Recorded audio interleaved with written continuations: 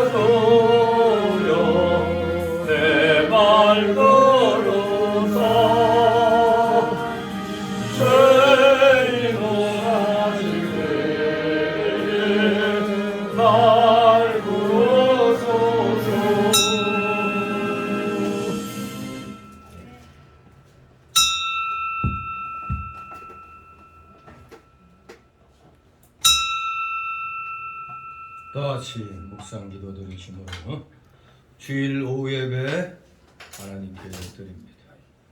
다같이 묵도 드립니다.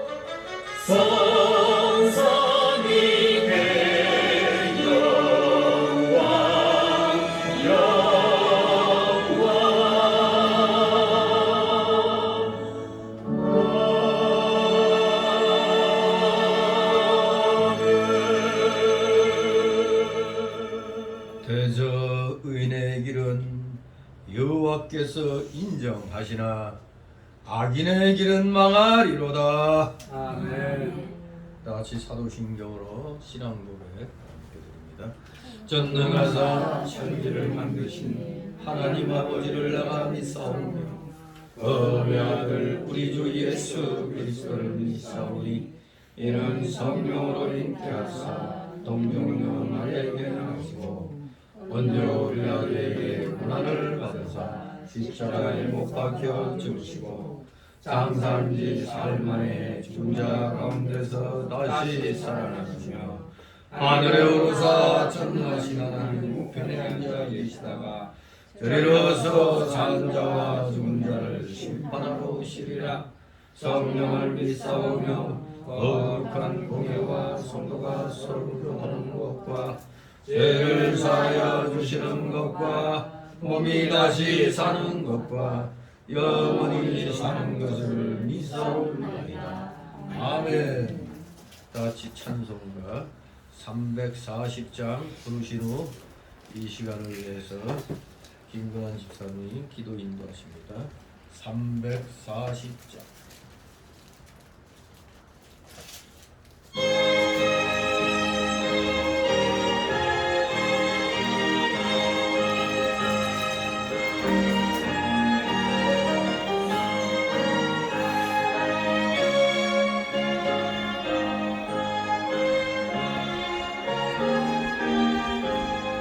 구주 예수를 의지하니 힘을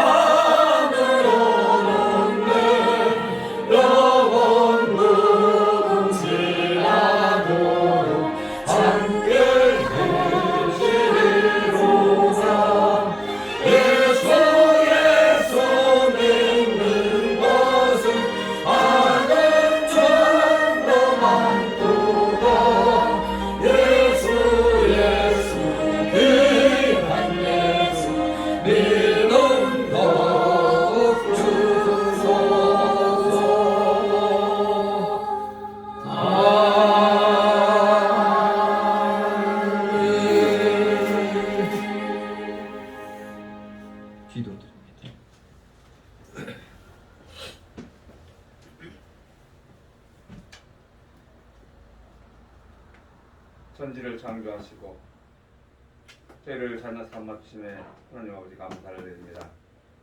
한 주간도 주님 품에 품어 주시다가 주의 날을 맞이하여 성도님들 한자리에 모여 찬양과 경배를 드리오니 주님 홀로 영광 받으시옵소서. 옛사람의 속성에 의해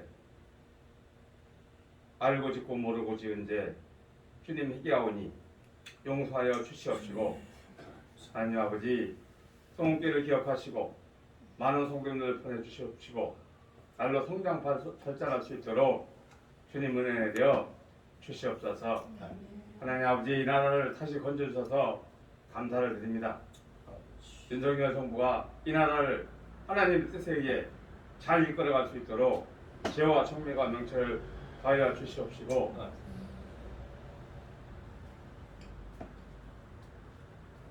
이 나라를 위하여 백성을 위하여 하나님을 두렵고 떨림으로 섬길 수 있도록 은혜 내려 주시옵소서.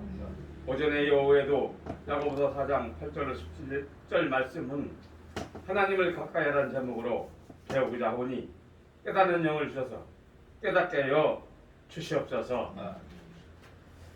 다니엘 세우신 주의 종을 기억하시고 항상 건강해지도록 주님 붙들어 주시옵시고 영적으로 크게 쓰임받을 수 있도록 은혜 내려 주시옵소서.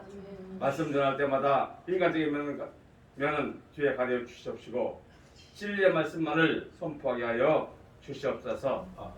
이 모든 말씀 우리 주 예수님 감사하며 기도드리옵나이다. 아멘.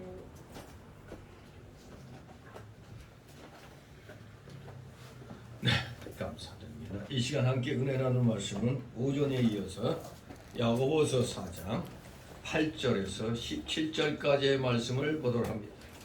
야고보서 4장 8절로 17절까지 교대로 있습니다. 제가 먼저 읽겠습니다. 8절. 하나님을 가까이 하라.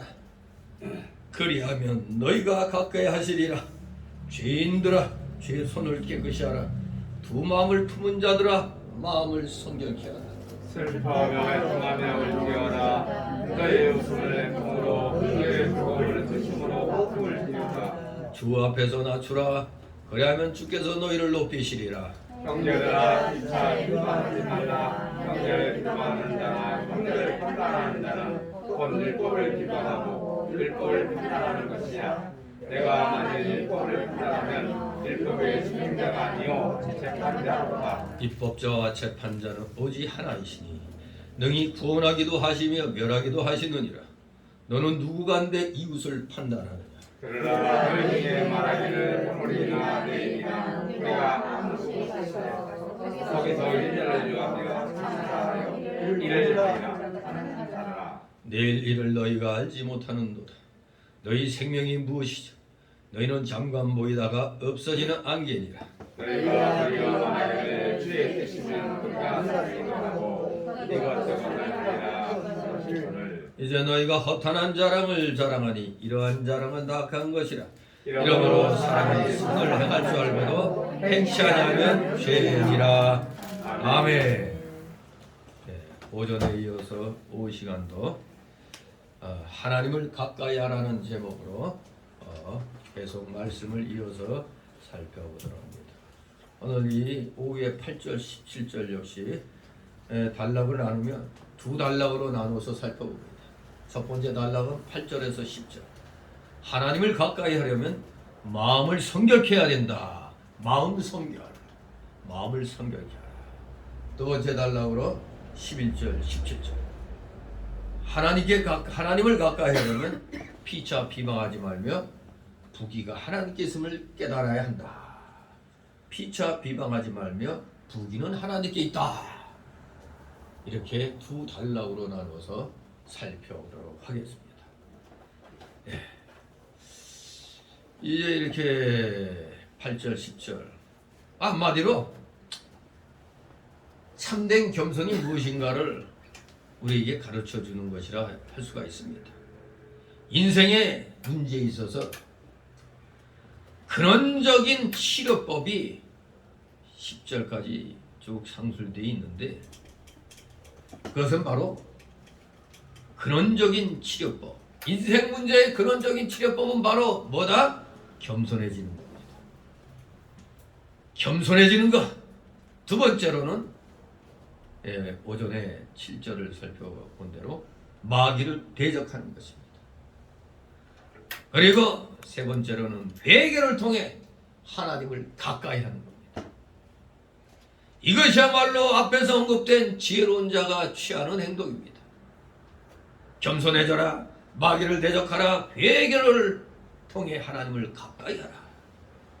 여기서 우리는 오늘날의 교회의 문제점이 다시 한번 어디 있는가를 생각하게 됩니다. 오전에도 말씀드린 대로 교회의 문제점은 어디 있다? 우리 인간의 무슨 지혜 부족이 있는 게 아니라 무슨 지혜 부족? 참된 지혜 부족에 있다는 것을 우리가 분명히 다시 한번 깨닫게 됩니다. 자, 그래서 하나님을 가까이 하려면 마음을 성결케 하라. 8절 9절 있습니다. 하나님을 가까이 하라. 그래야면 너희를 가까이 하시리라. 죄인들아 손을 깨끗이 하라. 두 마음을 품은 자들아 마음을 성결케 하라. 슬퍼하며 애통하며 울지어다. 너희 웃음을 애통으로 너희 즐거움을 근심으로 바꿀지어다. 아멘. 하나님을 우리 하나님께서는 예레미야 29장 13절에 말씀하신 대로 간절히 찾는 자에게 만나 주신다고 그랬어요. 간절한 마음으로 찾으면 만나게 됩니다.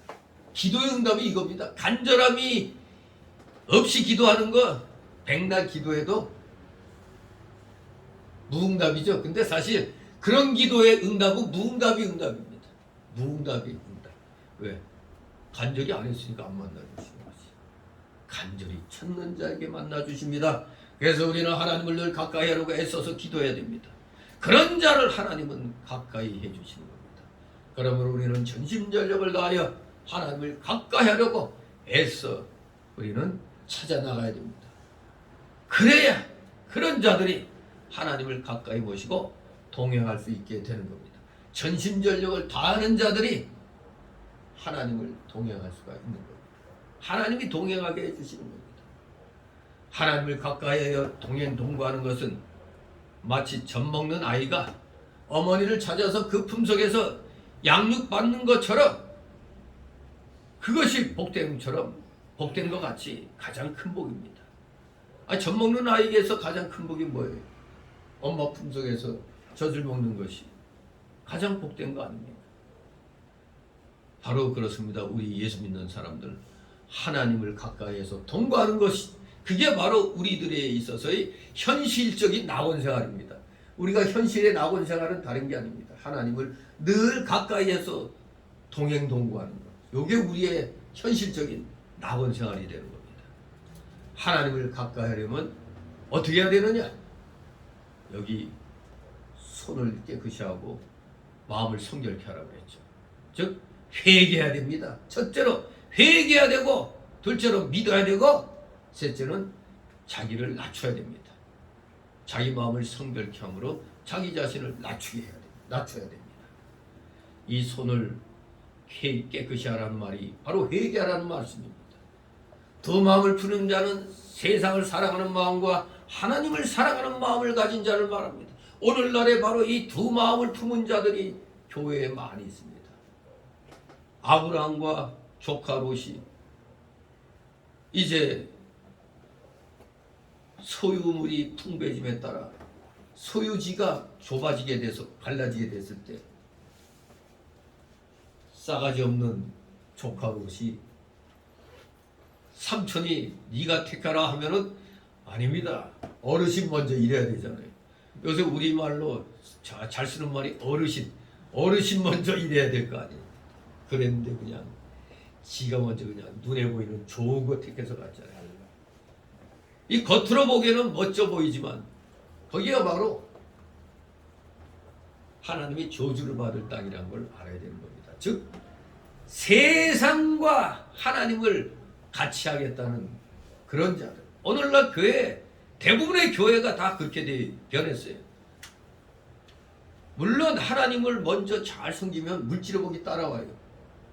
그런데 그것이 먼저가 아니라 그냥 하나님도 좋고 세상도 좋아. 같이 섬기면 돼.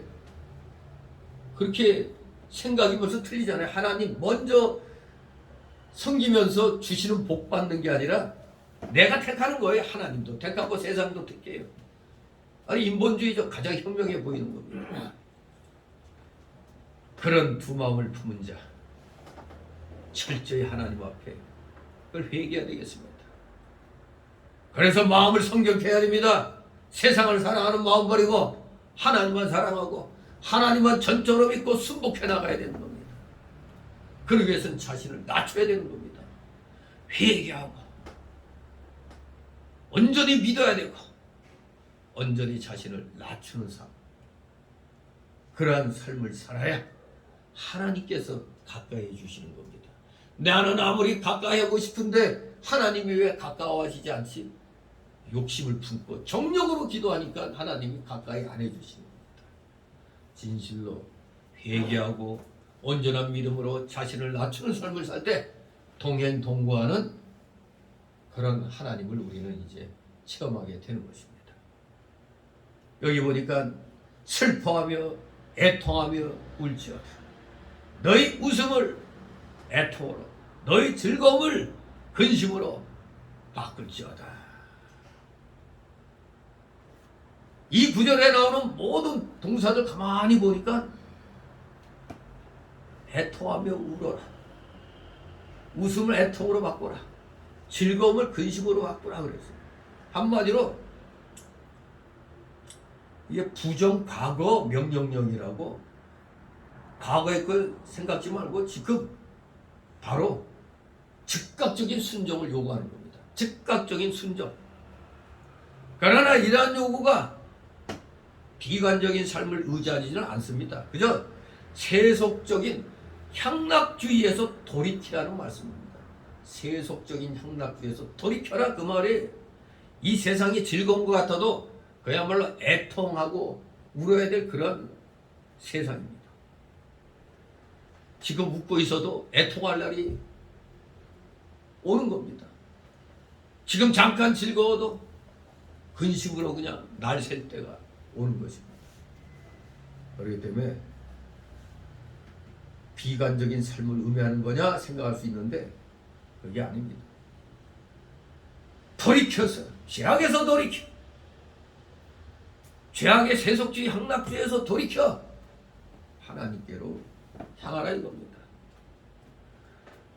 바로 우리가 오늘날 세속에 물들었다 생각하면 그 죄악에서 돌이켜 믿음의 자녀로 돌아와야 되는데 믿음의 자녀가 되기 위해서는 세속적인 것에 대해서 어떻게 해야 돼요? 애통과 눈물의 회개, 이것이 필수적인 요소가 됩니다. 지금 세속에 물든 우리들은 이 세속의 생활을 애통과 눈물의 회개로 돌이켜야 돼요. 속사람이 완전하지 못한 것을 인하여서 슬퍼야 됩니다. 내 속사람이 완전하지 못해요.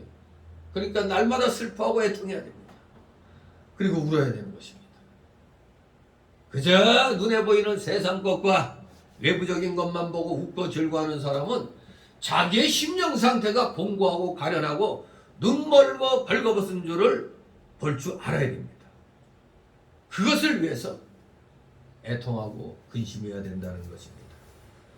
진실로 우리 모두 인본주의적인 세속주의적인 그 생활에 우리는 알게 모르게 지금 물들어 있습니다. 그렇기 때문에 조금이라도 나에게 좀 힘든 일들이 생기면 이스라엘 백성들만 나무랄 게 아니죠. 이스라엘 백성들 광야 생활할 때 조금만 힘들면 한마디로 우리를 죽이려고 여기까지 인도해냈느냐고 따지잖아요. 진실로 우리 자신들, 우리 자신의 심령 상태가 그렇습니다. 조금만 뭐하면 그냥 불평불만하게 돼 있어요. 그런 심리 상태, 아 내가 이렇게 가난하구나, 내가 이렇게 이 세상 것에 쩔어가지고 진정 참된 진리를 갖다 등한히 하고 있구나. 이러한 자신의 마음 상태를 바라보면서 애통하며 근심해야 되는 겁니다. 언제 어느 때부터 내가 안 좋은 그런 모습들을 하나님께 보인다 할지라도 아무리 과거부터 언제 시점이라고 정해지지 않은 상태에서 나도 모르게 계속 모든 생각의 중심이 자꾸 부정적으로 바뀌어. 자꾸 그냥 긍정적인 생각을 가져야 되는데 부정적으로 자꾸 돼. 오늘날 우리가 이 대한민국 땅에 살면서 굉장히 지금 어려운 상황에 지금 처해 있어요. 지금 잘못하면 기업들이 줄줄이 문 닫을 상황으로 갈 수도 있는 겁니다. 아주 지금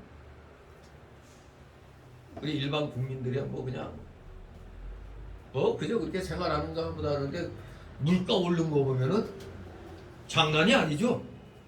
우리 차 타고 다니는 사람들은 그 연료비 엊그제 보니까 도리어 휘발유가 경유보다 더 비싸대. 아니 뭐 이런 거지 같은 경우가 있어. 그러니까 경유차 타지 말아야 돼 이제. 경유차 타는 사람도 무슨 환경부담금도 뭐 내야 되지 뭐 3개월인가 6개월마다 또 검사해야지. 근데 휘발유 차는 마냥 그냥 2년 동안 뭐 몇 년 동안 뭐 그런 게 없잖아. 아니 근데 어떻게 휘발유가 더 싸죠? 이런 일이. 그리고 거의 비슷하잖아요 그냥. 이럴 바에는 뭐하러 그 경유차 사요? 휘발유차 사지. 아무튼 우리 현실적인 걸 볼 때는 그저 부정적으로 바뀔 수밖에 없는 그런 현실에 놓여진다 우리 지금. 그리고 우리 임금 받을 때 그저 근로자 입장에서는 월급 오르면 좋잖아요. 근데 오르는 건 좋은데 문제가 이것도 체계적으로 이렇게 물가 상승하고 이런 거하고 비슷하게 맞춰가면서 올라야 되는데 5년 동안에 무려 세계 역사에도 없는 45%로 올렸어요. 최저임금이 45%. 그러니 뭐 일반 물가 뭐 같이 맞춰서 널뛰기 해야지. 뭐든지 차근차근 이렇게 해나가야 되는데 한꺼번에 그냥 막 올려버리니까. 지금 또 뭐 저 노동 민노총 뭐 이런 거 하고 또 기업들 그 대표들하고 또 이거 임금 문제로 지금 뭐 또 다투고 있다는데. 그러니까 임금 오르면 그 순간에만 조금 그거지 그 다음부터는 핵핵 소리 나는 겁니다 지금. 그리고 우리 잘못된 정보 때문에 미리 앞당겨서 근심 걱정할 거 없어요. 어떻게 무슨 전력이니 뭐 이런 공공 그런 기관들을 갖다 무슨 민영화 시킨다고 이 헛소리를 해가지고 이 윤 정권에서 그런 말 꺼낸 적이 없어요. 근데 그렇게 프레임 씌워가지고 모든 거 민영화 시키려고 한다고 그렇게 프레임 씌워가지고 하잖아요. 전에 그 인수위에서 한 사람이 그냥 앞으로는 또 그렇게 또 할 수 있을 수도 있다 뭐 이런 식으로 한 사람이 개인적인 의견을 한번 하나 꺼낸 게 있었는데 인수위 시절에 우리 정권 인수 받은 다음에 그런 공약 한 적이 없어요. 근데 마치 그렇게 하겠다고. 여러분 만약 전기를 민영화 시켜봐요. 민영화 시키면 이건 내가 그 불이익 되면은 안 되죠. 사업하는 사람이 손해보겠어요? 팍팍 올려버리지. 그러면 어떻게 다 망하지 그냥 그냥 그야말로 기가 막힌 겁니다. 더구나 그때 그 이석기 이놈이 저 뭐라고 그랬어요? 북이 공격하면 자기들이 뭐 한다고 해와 전신국하고 뭐 어디 이런데 장악해서 뭐 어쩌저쩌 그런다고 그랬잖아요. 완전 간첩 새끼들 아니 그놈들. 그런데 그들이 딱 노리고 있는 게 우리 대한민국의 급소거든요. 그들이 만약 그렇게 해서 장악하면은 그야말로 아파트 단지 이런데 다 난리 나요. 전기 수도 공급 꺼지면 온 건물에서 똥 냄새가 진동하게 되는 거예요. 다 수세식인데 물하고 이런 게 수도원 뭐 이런 데가 딱딱 끊겨면은 물 공급 안 되고 전기 공급 안 되면 어떻게 되겠어요? 그야말로 지옥이 되는 겁니다. 이런 악한 것을 계획한 놈들에게 무슨 이 대한민국에서 무슨 이익을 주면 되겠어요? 근데 지금 비공식적으로 밝혀진 것 중에 저 이석기 저 간첩놈이 5.18 유공자라고 그러잖아요. 기가 막히죠. 어젠가 처음으로 광주 시민 중에 양심 선언한 사람이 있었어. 누구냐? 거기 경찰들을 버스 몰고 깔아 죽인 사람. 경찰 4명, 그때 한평경찰서인가 여기에 소속된 이 사람들, 이게 그냥 이 사람이 이 죽인 사람이 버스 몰고 죽인 사람이 77세예요 지금. 근데 요번에 그 유족들에게 용서해달라고 잘못했다고. 그때 그냥 어떤 그런 높아심에서 그냥 막 이 영웅심에서 그냥 막 군중심려에서 막 그렇게 했는데, 근데 놀라운 게 경찰들 4명 깔아 죽인 사람은 대우받고 지금 40몇 년 동안 그 경찰 가족들은 가해자가 돼가지고 지금 자기 가족이 그 폭도들에 의해서 죽임을 당했는데 버스로 깔아 죽였는데도 피해자인데 가해자가 돼가지고 40년 동안 광주 그런 데서 가족들이 아야 소리도 못하고 지금까지 지냈다는 거예요. 근데 이번에 그 사람이 용서해달라고 그렇게 유족들에게 했대요. 그러니까 유족들이 그냥 제발 이 뭐 광주 시민 희생된 사람들이나 우리 경찰이나 군인들도 똑같다. 이것을 좀 당신이 좀 얘기해 주라. 똑같은 희생자인데 세상에 그 소위 광주 유공자 하는 자들은 별짓 다 했는데도 실질적으로 민간인들한테 맞아 죽고 한 게 많았는데도 계엄군이 그렇게 했다는 식으로 따질 것이 없거든요. 이게 그래 버리니까 진상조사위원회는 자기들이 유리한 것만 다 조사해서 얘기한 거지 fun경에 대해서는 다 그냥 가해자로 다 몰아버려요. 가해자로. 그래갖고 결국 fun경 기껏 유공자라는 사람들은 몇백만 원씩 받는데 fun경은 3, 4만 원 받았대. 3, 4만 원. 저도 여기서 이제 이 관악구에 있을 때 유공자 유족으로 해갖고 2만 원 나왔으니까. 저는 뭐 유족이니까 그렇다더라도 거기에서 실질 죽임당하고 시민들한테 위해도 안 끼치다가 그냥 명령에 의해서 나와가지고 희생된 fun경들은 이거 진짜 웃기는 거죠. 이거 뭐가 잘못돼도 무지하게 잘못된 겁니다. 이게. 아무튼 세계 어느 나라에도 역사적인 사건 가지고 토론을 금하고 부정하게 얘기하는 거 금하는 나라는 전 세계 한 군데도 없어요. 이게 참 이제 광주 사람들이 더 많이 깨어가지고 올바르게 나서야 돼요. 그래야지 희생자들이 제대로 인정받아요. 광주 시민 입장에서 저 가짜 유공자들 저것들 저거 아니 저 주사파 김정은이 입장만 두둔하는 저놈들이 5.18 유공자라고 한 달에 몇백만 원씩 쳐봤는데 그러면 광주 시민들이 우리는 저들하고 다르다면서 손절해야면은 그러면 전국이 다 이제 광주를 인정해 줄 텐데 아니 어떻게 적의 편을 드는 놈들아 더욱더 같이 그냥 짝짝꿍 하고 있잖아. 이러니까 이게 어떻게 되겠어요? 참으로 우리 국민들 지금 정말로 피해를 당하고도 기죽은 듯이 사는 사람들이 있고 남에게 악한 짓을 해놓고도 떵떵거리며 사는 자들. 지금 또 이상한 법을 또 만든다고 하대. 빨리 국회 거기 못 들어가서 반대 의견 표하라고 그 카톡에 떴는데 보니까 5.18 유공자를 국가 유공자로 해라고. 지금 5.18 유공자 저건 이 우리 보훈처에서 하는 게 아닙니다. 광주 단체에서 자기들이 정하는 거예요. 그러니까 나 계엄군에게 맞았다 이것만 증언하는 사람 있으면 그냥 갑자기 그냥 유공자 되는 거예요. 이 기가 막힌 현실이죠. 월남 참전 유공자들은 한 달에 34만 원인가 그거 받는데 광주 유공자는 몇백 받으니 이게 말이 됩니까 이게. 자기들이 다 해먹는 거예요 그냥. 아무튼 한 사람 한 사람 지금 77살이 되었는데도 아마 40몇 년 동안 그 사람 깔아 죽인 거에 대해서 나름대로 좀 고통을 겪었나 보죠. 그러니까 지금 77살이 돼가지고 미안하다고 용서해라고.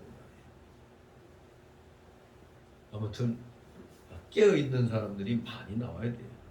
오늘날 우리가 왜 전 국가적으로 힘드냐, 이 잘못된 것을 고치지 않고 잘못된 것을 그대로 밀고 나가니까 이 나라가 악을 향하여 나가니까 하나님이 가만두시지 않는 겁니다. 하나님의 진노가 임하는 겁니다 이 나라에. 그러니까 우리 기독교인들이 이거 하나님의 진노의 물줄기를 돌려놔야 되는 거예요. 이거 우리가 잘못했습니다. 우리가 경솔했습니다. 오직 하나님 말씀대로 우리가 올바른 삶을 살 수 있도록 해달라. 우리가 그런 걸 놓고 애통하고 근심해야 돼요. 국가적으로 이렇게 우리의 잘못된 거, 헐벗은 거, 이런 거, 우리의 국민들의 심령 상태가 이렇게 삐뚤어진 거, 왜 악을 두둔하고 선을 칩니까? 우리 부영예배 때 그 외신고백서에서 나오잖아요. 정부가 악을 행하는 사람에게 상 주고 선을 행하는 자에게 벌 주면 이런 정부는 어떻게 해야 된다고? 전쟁을 선포할 수 있다고 했죠. 진실로 우리 기독교인들은 오직 하나님의 진리에 의해서 움직이는 겁니다. 하나님의 영광을 훼손시키는 일, 즉 거짓이 난무하는 세상은 무슨 세상이야? 마귀 세상이잖아요. 왜? 거짓의 아비는 누구? 마귀라고 그랬잖아요. 마귀. 그 나라가 바른 나라다 아니다는 정치인들이 하는 거 보면 알아요. 거짓이다. 이 더불당 거짓말만 자꾸 내뱉어갖고 본전이 다 드러났어. 세상에 우리 국민들에게 웃음을 안겨줘서 좋은 건 좋은데, 이러니까 코미디언들이 뭐 먹고 살아? 예? 아니 이모모 교수를 갖다 이모 교수라고 이 땡땡 교수 이렇게 하는 걸 가지고 그것도 안 읽어보고 이모하고 짜가지고 그렇게 했다니. 너무 어이가 없죠.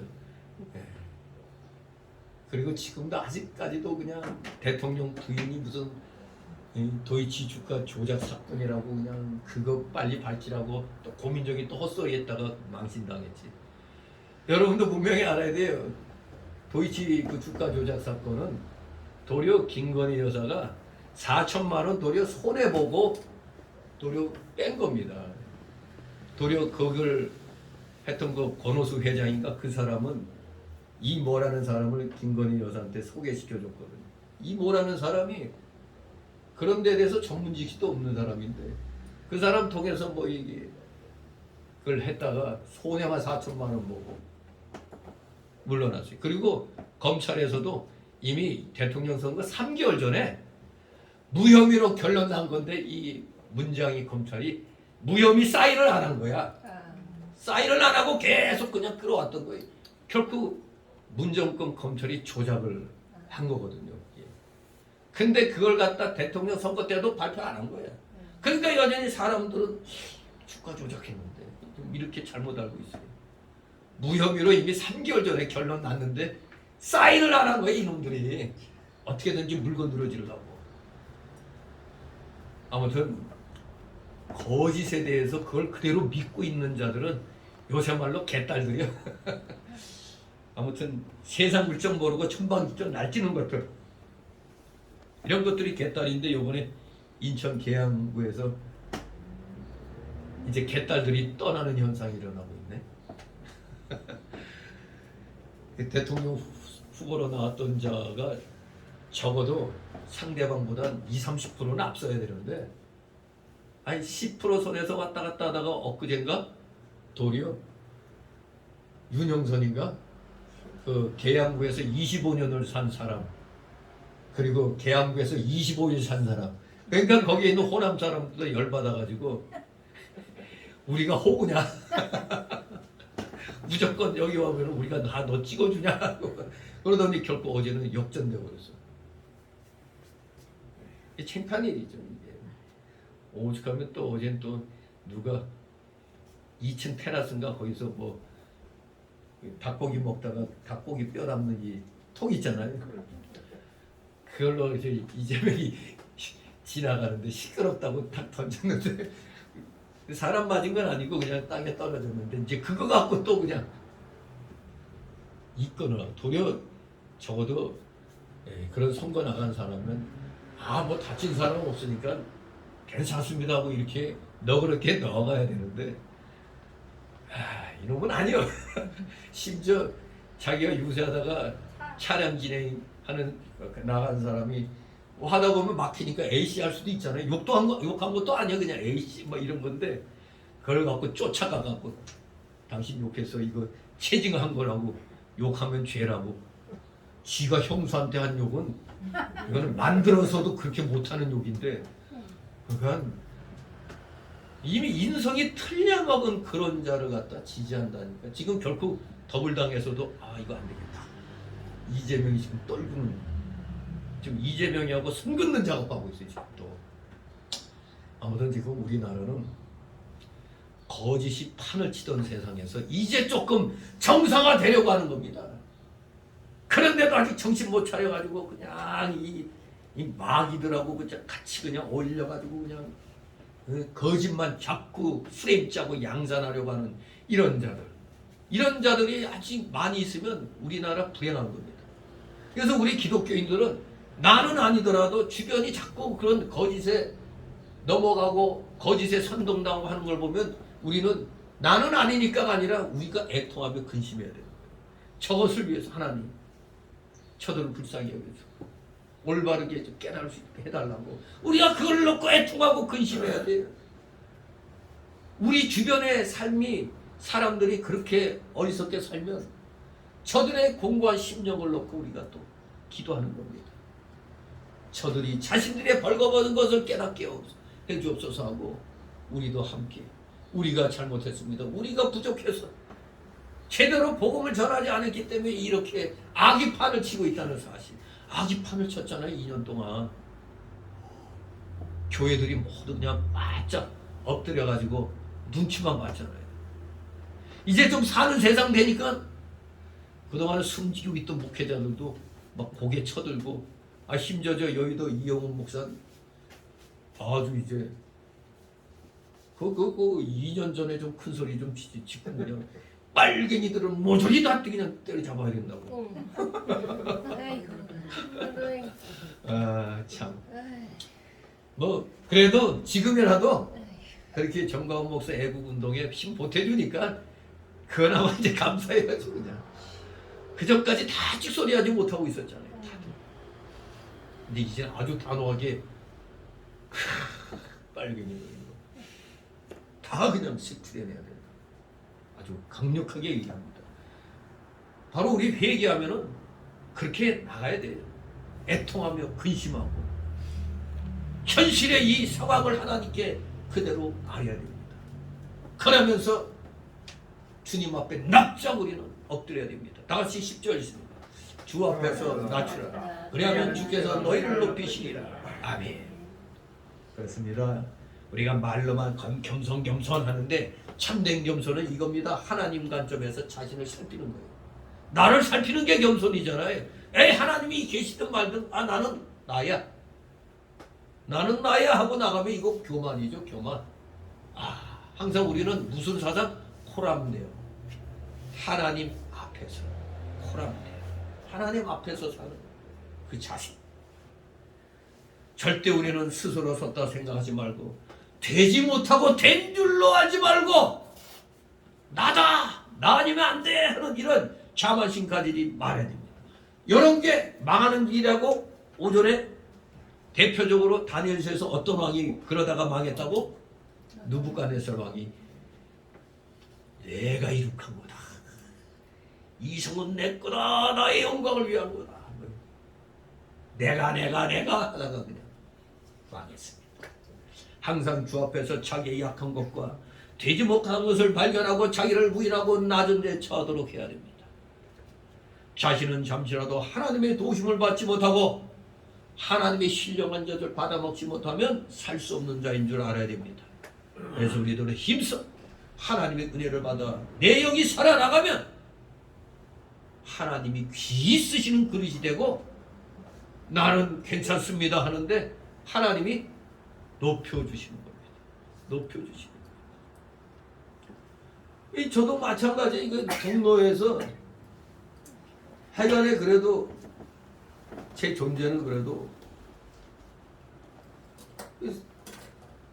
나는 안 그러려고 그러는데도 주변에서 높여줘요. 높여줘. 뭐 할 때는 배 목사님이 나가서 해야 된다. 배 목사님이 나가서 기도해야 된다. 항상 이제 저를 갖다 그냥 높여주죠. 진짜 애국자는 배 목사님이야. 그러면서 그냥 하여간 가만히 생각하면 이때도 또 나 때문에 하면 내가 교만해지는 것 같아. 내가 해간에 어떻게든지 이 잘못된 것을 자꾸 얘기하거든요. 그 바람에 우리 동료에도 많이 깨어가지고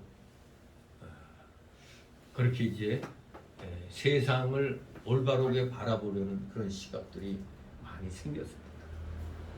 왜냐면 그 전까지는 다 똑같은 거 아니에요. 우리 옛날부터 스승 목사님들한테 뭐라고 배웠어요? 기독교는 세상 일에 대해서 관심 가지면 안 돼. 근데 그게 아주 좀 이중인격적인 말이에요. 왜냐? 교인들한테 세상 일에 그렇게 마음 뺏기지 말고 하나님만 바라보고 나오면서 맨날 기도할 때 하나님 물질의 복을 달라고. 그래서 교회 헌금 많이 하게 해달라고. 아니 세상 것에 신경 쓰지 말라며. 그러면서 무슨 맨날 그냥 물질 많이 바치라고. 우리 성은교회는 기준이 뭐예요? 먼저 하나님 나라 열심히 구하면 때가 되면 하나님이 그 위에 더하여 주신다는 거 아닙니까? 네. 순서가 지금 당장 힘들고 어려워도 우리 이 순서 잊으면 안 돼요. 항상 하나님 나라 우를 먼저 가는 것. 그래야 되는 것입니다. 그래야 우리의 이 자세를 보시고 귀히 써주시고 높여주시는 겁니다.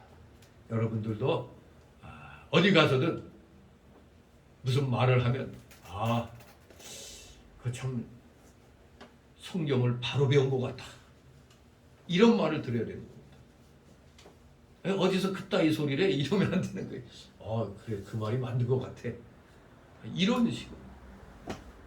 우리 교회는 그냥 적당히 넘어가는 것 같은데 그 교회 목사님은 그래도 상당히 그렇게 말씀하시는구나.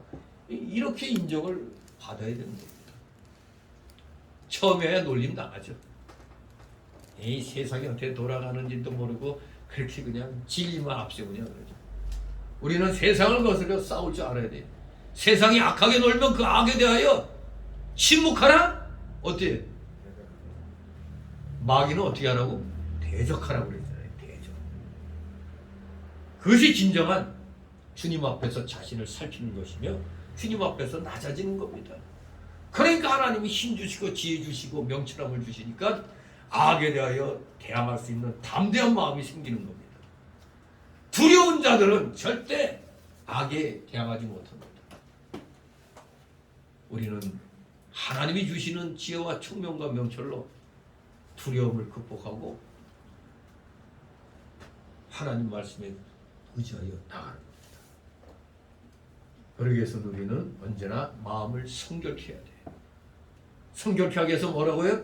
회개하고 온전한 믿음을 가져야 되고 자신을 낮춰야 된다고 그랬습니다. 이제 두 번째 달락으로 11절 17절 하나님께 가까이 하려면 피차 비방 금지. 부기는 하나님께 이것을 깨달아야 되는 겁니다. 피차 비방하지 말며 부기가 하나님께 있음을 깨달아라. 11절 12절 있습니다. 피처에 비방하지 말라. 하는 일을 비방하는 자나 판단하는 자는 그 율법을 비방하고 율법을 판단하는 것이라. 네가 만일 율법을 판단하면 율법의 준행자가 아니요 재판자라. 율법자와 재판자는 오직 하나이시니 능히 구원하기도 하시며 멸하기도 하시느니라. 너는 누구가 내 이웃을 판단하느냐. 아멘. 이 말씀은 한마디로 교만의 열매에 대한 언급입니다. 교만의 열매. 교만의 열매. 비방. 또 판단하는 자. 이건 교만의 일이기 때문에 맺히는 열매 현상입니다. 비방이 뭡니까? 거스리는 말, 남의 명예를 훼손하는 말, 내용상 진실이긴 하지만 표현상 거칠거나 불친절한 그런 태도는 비방이라고 말할 수 있습니다. 그래서 우리 성도들은 형제를 비방하거나 형제를 함부로 판단하지 말아야 되는 겁니다. 언제나 비방하거나 판단하지 말라는 게 아니라 함부로 하지 말라는 겁니다. 함부로. 즉 그 말은 하나님의 영광을 훼손하는 말을 했을 땐 분명히 판단해야 되잖아요. 당신 그러면 안 돼. 그렇게 해야 되는 겁니다. 근데 일반적으로는 우리가 함부로 형제, 믿음의 형제를 비방하거나 함부로 판단하면 경솔한 일이 생길 수가 있습니다. 내 자신은 살펴보지도 않고 누구는 어떻고 누구는 어떻다 따위에 남을 비방하는 말이나 판단하는 말은 모두가 악한 것이 됩니다. 다만 계속 강조하지만 성경에서 어긋났을 때는 말하지 않을 수가 없죠. 그럴 때만 우리가 분명하게 지적할 수가 있는 겁니다. 누구든지 성경에 어긋난 길로 갈 때 그것은 잘못되었으니 그대로 나가면 안 된다고 말할 수 있어야 되는 겁니다. 그것까지 침묵한다면 그건 악이죠. 불의에 대해서 침묵하면 그건 악입니다. 불의에 대해서는 우리가 분명하게 말해야 됩니다. 그것은 진리를 밝혀서 그로 하여금 잘못된 것을 깨닫고 바른 길로 가게 하기 위한 선한 뜻과 함께 사랑하는 마음에서 하는 것이기 때문에 좋은 것입니다. 그럴 때 바로 깨닫게 해줍니다. 그런데 물론 이때도 조심해서 지나치지 않도록 해야 돼요. 우리 사람이 내가 이걸 잘못한 걸 알아도 아는데 옆에서 그걸 지적하면은 속으로는 자기가 잘못해놓은 것도 좀 기분 나쁘죠. 그런데 여기다 이거 막 지나치게 막 공격하면 도리어 거꾸로 반발이 생기죠. 반발이 생기죠. 뭐라고? 네가 나 뭐 보태줬어? 그렇게 나가잖아요. 그래 나 잘못했어. 근데 네가 뭐야? 그렇게 그냥 또 치고 나오는 거예요. 지나치면은 반발을 일으키는 겁니다. 항상 겸손하게 조심스럽게 충원을 해줘야 되겠습니다. 그래서 충원이죠. 충원이라고 말하는 겁니다. 충고라는 말보다 충고는 마치 아랫사람한테 하는 것 같잖아요. 충원하는 거. 우리가 분수를 넘어서 남을 판단하면 자칫 죄를 짓게 되는 겁니다. 남의 단점이나 흠을 찾아서 말을 돌림으로 남을 비방하고 정죄하는 일은 모두 악한 일입니다. 그래서 남을 비방하고 판단하는 그 사람은 율법을 준행하여 믿는 일을 하려는 자가 아니요 도리어 율법을 가지고 남을 정죄하는 데 이용하는 사람입니다. 도리어 남의 흠만 잡으려고 하냐 보니까 율법을 이용해 가지고 정죄하기 위한 방법으로 이렇게 쓰는 겁니다. 우리는 그렇게 하면 안 됩니다. 원래 율법을 주신 목적이 뭡니까? 율법 주신 목적은 우리로 하여금 뭘 깨달아? 죄를 깨닫게 하려고 주신 거잖아요. 우리가 죄를 깨닫고 그리스도께로 인도해서 그리스도를 믿게 하고 믿는 자가 율법을 준행하여 믿는 일을 하므로 하나님의 사람으로 온전하게 만들려고 주신 게 율법이에요. 그러니까 우리가 구원받는 대로 이끄는 무슨 선생? 몽학 선생 역할을 하는 겁니다. 율법은 우리를 그리스도께로 인도하는 역할을 하는 거예요. 우리를 정죄하려고 하는 게 아니라 그리스도께로 인도하는 겁니다. 죄를 깨닫게 하고. 이것은 준행하지 않는 자는 하나님께서 재판하시어 정죄하시는 겁니다. 우리가 해야 할 중대한 것은 율법을 준행하여 믿음을 지키는 겁니다. 우리는 믿음 지키려고 율법을 행하는 겁니다. 믿음 지키려고. 지금 야고보 기자는 오전에 말씀드린 대로 지금 예수 믿는다고 하는 사람들에게 말하는 겁니다. 니들이 정말 믿는 자라면 그걸 해봐라. 그래서 믿음을 증거하라는 거 아닙니까? 입으로만 그냥 나불나불대는 자들이 얼마나 많습니까? 성경 말씀도 잘 못 깨달아 놓고도 그냥 우기는 사람들이 있죠. 성경의 이 핵심 진리를 잘 알아야 되는 겁니다. 호세아서 6장에서도 내 백성이 지식이 없어 망한다고 그랬잖아요. 성경 말씀을 잘못 알고 있으면 잘못 행하게 되니까 망하는 길 가는 겁니다. 그러니까 그럴 때 우리는 그게 아니고 이렇게 하는 것이라고 가르쳐 줘야 돼요. 입법자와 재판자는 오직 한 분 하나님 뿐이시기 때문에 그가 모든 것을 세밀하게 하시고 공평하게 재판하셔서 정죄할 자는 정죄하고 구원할 자는 구원하시고 멸할 자는 멸하실 것입니다. 남을 비방하고 함부로 판단하는 자는 마태 7장 1절 말씀처럼 하나님께 판단받고 정죄받게 됩니다. 누구나 하나님의 심판에서 벗어날 수 없고 그 죄값을 받을 줄 알아야 됩니다. 내가 잘못한 거 있으면 속히 회개해야 됩니다. 회개하지 않으면 반드시 거기에 대한 징계를 받아요. 왜? 우리는 사생자가 아니니까 하나님의 자녀니까 잘못한 거 있으면 빨리 회개해야 돼요. 회개하지 않으면 하나님께서 아버지로서 매를 대시는 겁니다. 깨닫게 하려고. 좋은 것을 주시려고 그렇게 하시는 겁니다. 우리 모두 항상 그래서 우리는 삼가조심, 또 두 번째도 삼가조심, 세 번째도 삼가조심이 돼야 됩니다. 그러면서 늘 우리는 내 스스로가 하나님 앞에서 자신을 살피면서 내가 말씀에서 어긋나는 그런 길로 가는 건 없는가 늘 살펴야 됩니다. 그래야 우리가 우리 자신을 제어할 수가 있는 겁니다. 이제 13절에서 17절까지의 말씀을 또 살펴보겠습니다. 이 13절에서 17절까지의 내용은 정욕적인 삶의 결과입니다. 정욕적인 삶의 결과. 야고보는 자기 확신에 찬 행상인들을 등장시켜서 하나님의 계획을 무시한 정욕적인 삶의 허무성과 비참한 결국에 대해서 언급합니다. 그에 의하면 하나님의 뜻과 괴리된 삶은 불확실하며 짧으며 허무하다는 겁니다. 그러면 우리는 인생의 최고의 행복이 어디에 있다? 하나님 뜻 따르는 데 있다. 이것을 분명히 깨달아야 됩니다. 시편 19장, 우리 시편 19장 1절 2절 말씀 읽도록 하겠습니다.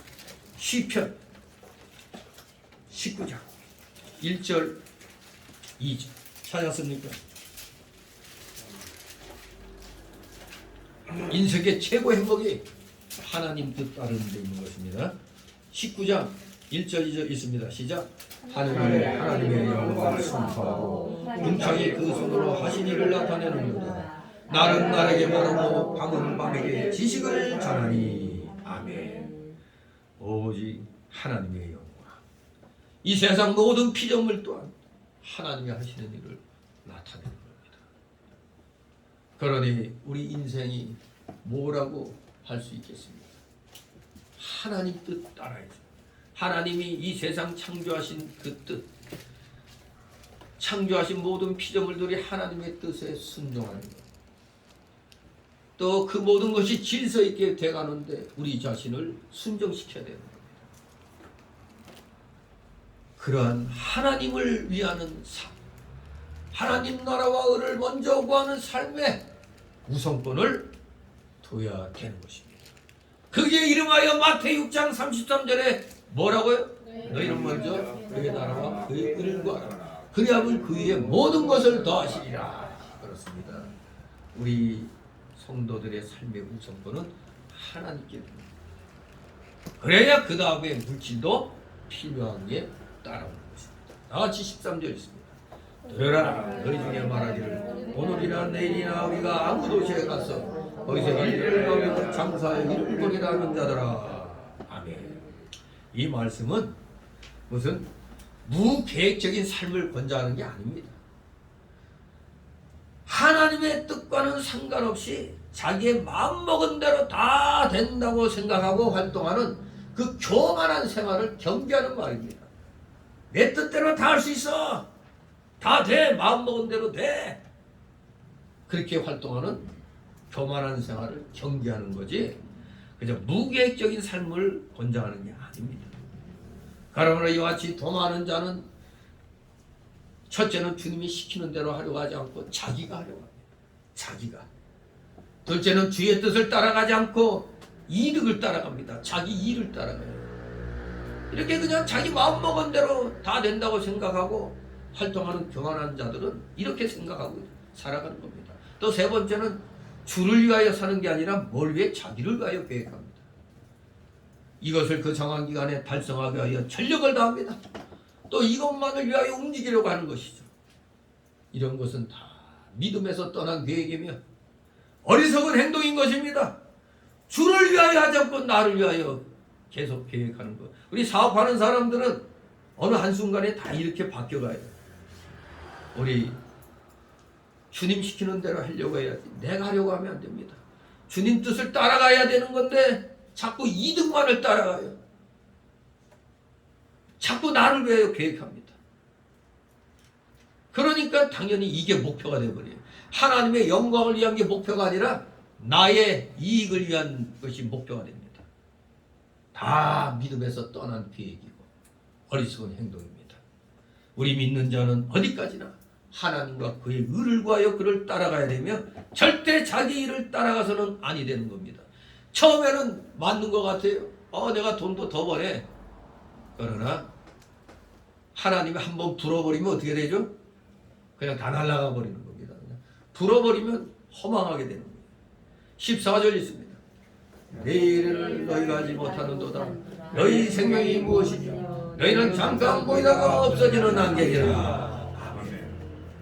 여러분, 내일 무슨 일 생길지 아시는 분 있어요? 정확하게 얘기할 수 있는 건 뭐죠? 우리 신학생들은 내일 신학 공부하는다.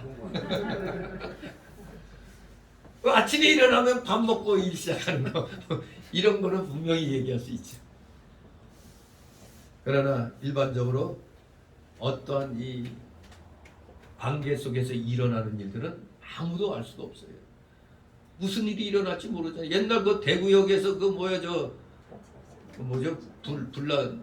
폭파 사건 난 거 그거 그 사람들 출근할 때 나 오늘 죽으러 갑니다 한 사람 있어요? 아무도 없잖아요. 그냥 나 오늘 죽으러 갑니다 한 사람 아무도 없어요. 근데 그런 일이 생기는 거잖아요.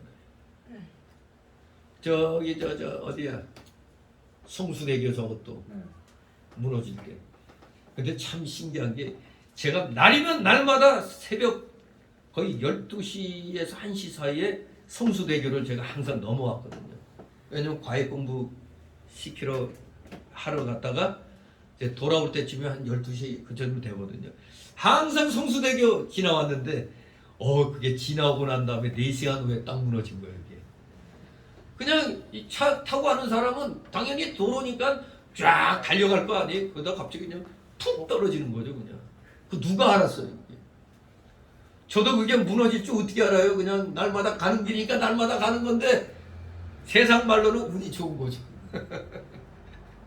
세상 말로는 참 운이 좋은 거예요. 그냥 새벽 4시에 그게 무너져 버렸는데 나는 12시 좀 넘어서 거길 넘어왔거든. 아마 그때부터 뭐가 균열이 이렇게 갔을 겁니다. 정말 무슨 일이 일어나는지 모르는 겁니다. 주권자시오 주제자이신 하나님께서 우리에게 무슨 일을 당하게 하시려는지 또 우리의 하는 모든 일이 어떻게 되어지게 하려시는지 우리는 도무지 알 수도 없습니다. 다만 예정하신 대로 이루어주시는 대로 성취될 것뿐입니다. 그러므로 우리는 이를 탐하지 말고 하나님을 순종하는 마음으로 자신을 만들어 나가는데 전심전력을 기울여야 됩니다. 정말로 우리가 생각하는 대로 일이 이루어진다면 좋겠는데 하나 이루어지는 게 없습니다. 그냥. 참말로 이걸 또 이제 어제 새삼스럽게 이제 허망한 삶을 느끼게 된 게 그때 여러분도 한결이라고 알잖아요. 여기서 한 4년인가 컸다가 이제 엄마한테 갔는데 그때 생각하면 우리 어른들의 입장에서는 그때 일이 생생하게 기억이 되는데 애기들은 그때 처음에는 그냥 우리가 보고 싶어서 전화 오고 막 그랬었거든 애가. 근데 어제 10몇 년 만이야. 12년. 그러니까 12년인가 뭐 이제 뭐 19살이라고 그러는데, 아니 그 찬양이 옆에 이렇게 서 있는데 누군지 몰랐죠 그냥. 그러니 애가 한결이라고 하는 바람에 놀래갖고 왔는데, 야 근데 집사람이나 나나 우리 줄이나 우리를 좀 알아보고 반가워해 주길 바랬는데 전혀 우리에 대한 기억이 없는 거야. 그러니 이거 참 뭐 얘기할 수도 없고, 이게 바로 그때 너다 하고 이렇게 그때 마침 내 사진 같이 찍은 거 하나 있었는데 이게 어릴 때 얘가 바로 너다 하고 도무지 기억이 안 난다는 거야. 죄송하다고 그러는데 이거 뭐 어떻게 얘기를 해 이거. 엄마라도 있어야 앉혀놓고 차근차근 물어볼 텐데, 참 그걸 보고 우리 생각만 한 거죠. 우리는 자꾸 그래도 그거는 기억해야 되지 않겠느냐. 그러나 어린 애들은 돌아서면 잊어버릴 수가 있고, 또 여러 가지 풍파가 많은 애들은 이 심리학적으로 보면은 자기를 방어하기 위해서 그 어려운 그런 것도 고통스러운 거는 지워버린대잖아요. 그런 게 있어요 심리학에 보면은. 그래서 내가 얘가 거기에 해당되는 거 아닌가 하는 생각을 했어요. 아무튼 걔가 그때 그 똑똑한 것 같은데, 내가 알기로는 걔도 지금 대학생이냐고 그러니까 고등학생이래. 고3.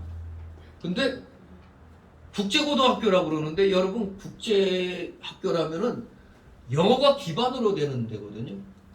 그리고 일반 학교보다 서너 배 또 등록금이 비싼데, 그러니까 깜짝 놀랐죠. 처음에는 뭐 그냥 일반 대안학교인가 했는데 가만히 이제 인터넷 보니까 이거 영어를 기반으로 하는 학교야. 그게. 그리고 주로 외국의 그 대학의 외국 학교의 커리큘럼으로 이렇게 하는 데라고 그러는데, 그래서 주로 외국으로 유학 가거나 아니면 일부는 국내 그 스카이대나 뭐 이런 식으로 뭐 가는 데라고 그러는데. 송도 있어요. 네? 송도. 여기 서울에서 제일 가까운 데가 송도에. 인천 송도. 거기가 제일 가까워요? 비싼. 국제학교라는 게. 하여간 참 이거 그냥 긴가민가 이렇게 생각이 드는데, 아무튼 똑똑해서 영어 잘해서 지 엄마가 영어 잘하니까 영어를 잘 가르쳤나 보다 생각하는데, 문제는 등록금이 비싼 데라 어떻게 그렇게 하나 그런 생각도 있어요.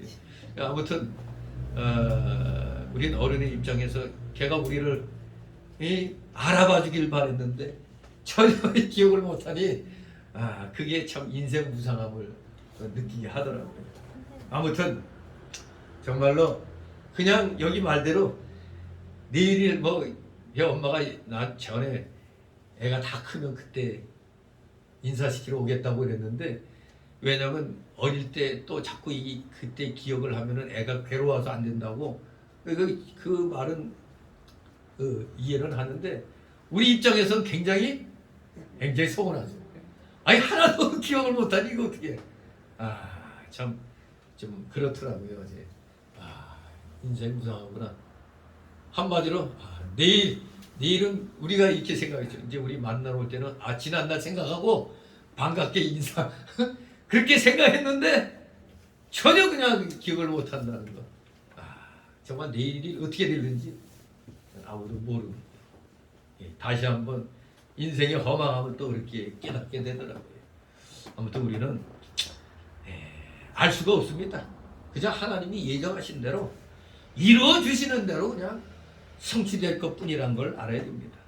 절대 우리 사사로운 이 탐하지 말고 내 생각하지 말고 그저 하나님 순종하는 마음으로 내 자신을 만들어 나가는데 전심전력을 기울여야겠다. 이렇게 또 다시 한번 생각해야 됩니다. 여기 말씀대로 우리 생명이 잠깐 보이다가 없어지는 아침 안개와 같아서 언제 하나님이 데려가시는지 알 수가 없습니다. 여러분 며칠 전에도 그 탑스타 누구요? 강수요? 갑자기 뇌졸중으로 쓰러져 갖고 뇌출혈로 죽었잖아요. 아야 소리도 못하고. 근데 다 연예계에서는 쉬쉬하지만 그게 백신 후유증입니다.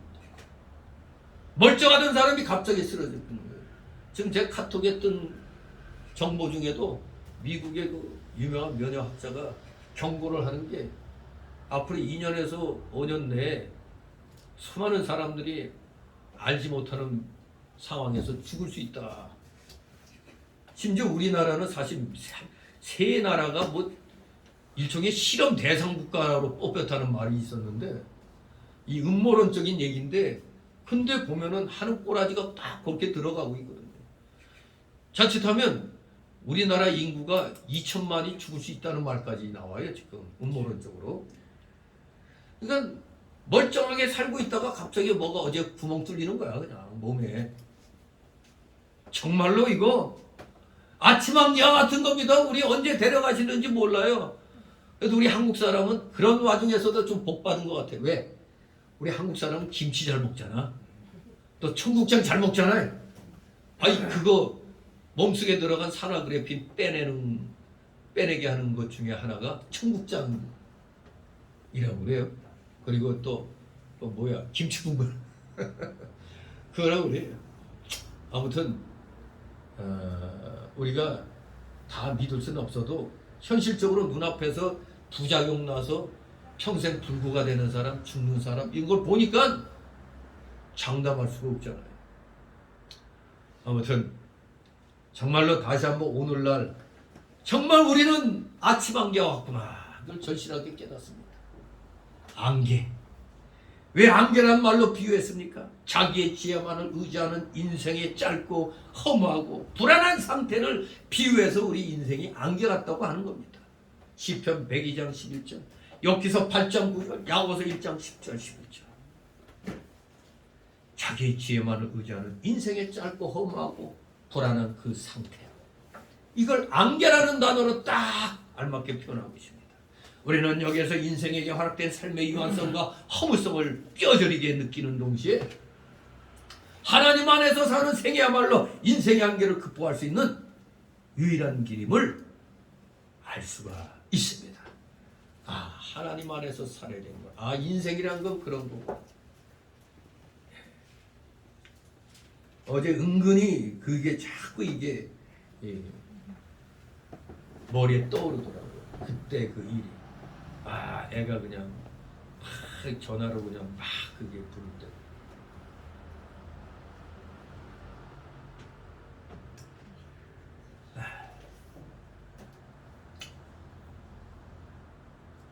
참으로 이 허무한 걸 느꼈어요. 아무튼 애들은 애니까 괜히 우리 인간의 그 어른들의 욕심으로만 이제 생각하면 마음이 아프죠. 아무튼 하나님 안에서 우리 살아야만이 이 인생의 한계를 극복할 수 있어요. 자꾸 우리 인간의 기준을 두면 안 됩니다. 너는 그러면 안 된다. 이런 기준을 세우면 안 돼. 아, 그렇구나. 삶이 그렇구나. 사람이 그렇구나. 이런 걸 알아야 되죠. 뭐 우리 가끔가다 이 드라마 같은 걸 보면은 이 어릴 때 헤어져 갖고 이제 만날 때 보면 안타까운 거 많이 보잖아요. 아이 그냥 전혀 못 알아보니까 그냥 막 안타까워서 막 하는 거.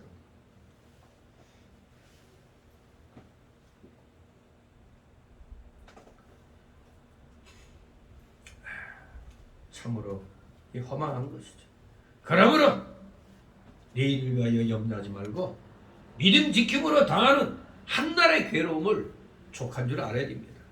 오늘의 믿는 일 바로 하다가 우리 모두 주님께 갈 생각 가지고 오늘의 할 일 오늘 해야지 내일로 미루지 말고 오늘 건 최선을 다하여 하나님께 충성하시는 여러분 되시길 소망합니다. 15절 있습니다. 너희가 그리와 말을 주의 뜻이면 우리가 살기도 하고 이것저것 할 것이다. 아멘. 네, 주님 뜻이면 살기도 하고 죽기도 하면 이것도 하고 저것도 해야 된다. 이런 마음 자세를 우리 가져야 되겠습니다. 즉 나의 일도 나의 생명도 주님 뜻에 달려있다는 신앙 고백이고 신앙 고백이 아니고 무엇이겠습니까? 바로 이것은 말에 그치지 말고 우리의 계속적인 삶 속에서 나타나야 됩니다.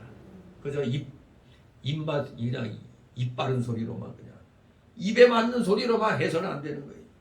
계속적인 나의 실제적인 삶으로 나타내야 됩니다. 이것이 우리의 온전한 성도의 자세입니다. 나일도 내 생명도 주님 뜻에 달려있다. 참으로 모든 것이 주님의 뜻대로만 되는 줄 알고 내 뜻, 내 계획대로 하려는 생각은 버리시기 바랍니다. 하나님께서 허락하지 않으시면 사람은 아무것도 할 수 없습니다. 우리는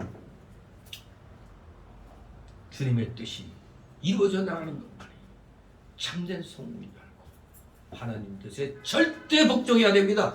절대입니다. 절대. 적당히 복종하고 하는 게 아니라 절대 100% 복종해야 됩니다. 그분이 주시는 것으로만 만족하고 감사하며 날마다 충성해야 돼요. 그러면 하나님께서는 그 위에 모든 걸 더하여 주신다고 했어요. 16절 있습니다. 이제 너희가 허탄한 자랑을 자랑하니 이러한 자랑은 더 악한 것이라. 아멘. 허탄한 자랑을 자랑한다고 그랬어요. 우리도 이런 사람들 아닙니까?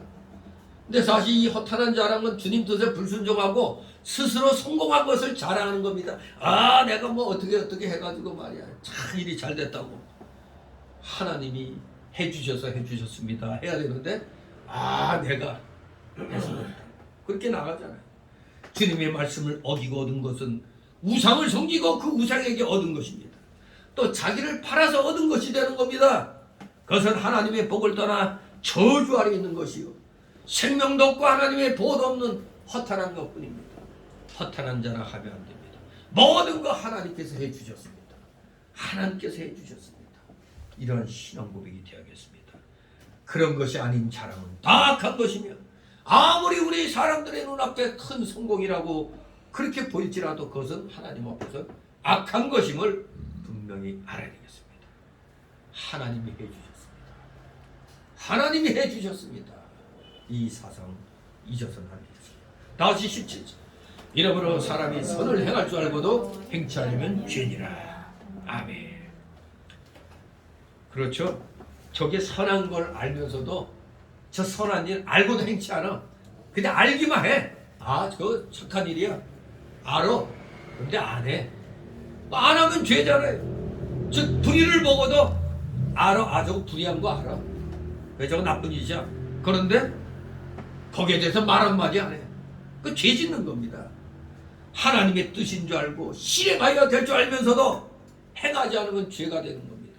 불의를 먹어도 말을 안 하고 침묵하면 불의에 동참하는 거가 되니까 죄가 되는 거 아닙니까? 하나님이 인도하시는 그 길로 가지 않고 딴 길로 가는 것이 곧 죄입니다. 진리인 줄 알고 하나님의 뜻인 줄 알고 양심이 옳다고 깨달은 이것은 즉시 따라가고 실행해야 되는 것입니다. 실행하는 게 중요한 겁니다. 그러니까 야고보 기자가 뭐라고 그래? 행하라. 행해서 너의 믿음을 나에게 보여라. 이거 아닙니까? 주일 지키는 일, 10의 1조 드리는 일, 형제를 사랑하는 일, 순종하는 일, 부모 공경하는 일, 양심 쓰는 일, 이 모든 것들이 옳은 줄 알면서 실행하지 않으면 그게 바로 뭐라고요? 죄를 범하는 것입니다. 죄 짓는 겁니다. 죄가 들어오면 영의 길이 막히게 됩니다. 영의 길이 막히는 거예요. 결론적으로 하나님을 가까이 하는 생활 간단하게 정리하고 마칩니다. 하나님을 가까이 하는 생활 첫째, 정욕으로 말미암는 죄 짓는 생활을 버리는 것이다. 그게 1절에서 5절까지 말씀입니다. 정욕된 죄악된 생활을 버려라. 두 번째, 하나님 가까이 하는 방법. 6절 10절에서 말하고 있죠. 모든 문제의 해결책은 하나님께 있음을 깨닫는 거다. 모든 문제의 해결책은 하나님께 있다. 이걸 깨닫는 겁니다. 마지막 세 번째 11절 17절에 교만과 하나님의 뜻을 불순종한 행위를 버리는 것이다. 이것이 하나님을 가까이 하는 생활입니다. 진실로 우리 그저 말로만 입으로만 가까이 하겠습니다 하지 말고 우리 스스로가 하나씩 하나씩 실천함으로 정말로 우리의 믿음이 살아있다는 것을 생활 속에서 실천하며 보여드리는 여러분 되시기를 주님의 이름으로 축원합니다. 기도합니다. 거룩하신 하나님 아버지 은혜를 감사드립니다. 오전에 이어 오후 시간에도 하나님을 가까이 하는 생활에 대하여 살펴보고 있습니다. 참으로 내용은 쉽습니다. 아주 다 기본적인 내용들입니다. 그런데 막상 실천하려고 하면은 우리 속에 남아있는 이 옛사람의 속성이 딱 발목을 잡습니다. 정력주인 죄악된 생활 버려야 되는데 그것이 먼저 이루어져야 되는데 그것이 잘 안 됩니다. 옛사람의 속성은 자꾸 우리가 내달랐다 외치게 만듭니다. 철저히 이 옛사람 속성을 쳐서 복종시키는 훈련을 최선을 다하여 행해 나가므로 하나님께 영광 돌려드리는 온전한 믿음의 삶을 사는 우리 모두 되게 하여 주시옵소서. 감사드리며 예수 그리스도 이름으로 기도드리옵나이다. 다 같이 찬양가 340장.